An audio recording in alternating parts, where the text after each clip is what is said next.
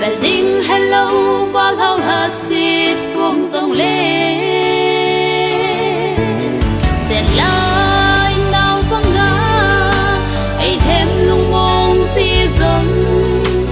mà bầu chu ấy khó tu ba hi na ta na lệ hâm giang xin na ta cao lên vai ta cả cùng dòng lệ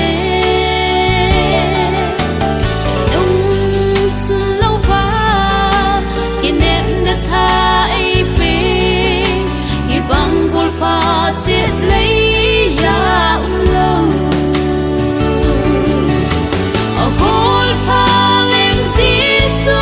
kinh nắng cái này dễ tu ni sen na cái lo hin na cái chăm kim na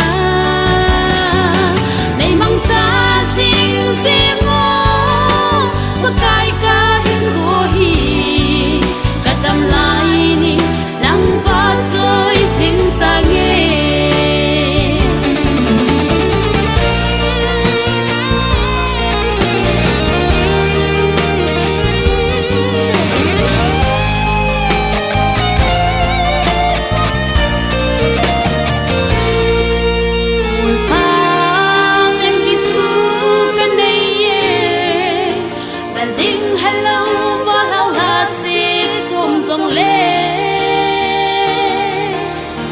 lại nào vắng ngã ấy thêm lung mong si dòng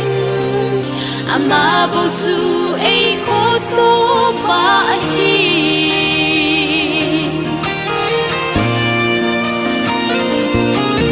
là ta nên lệ hâm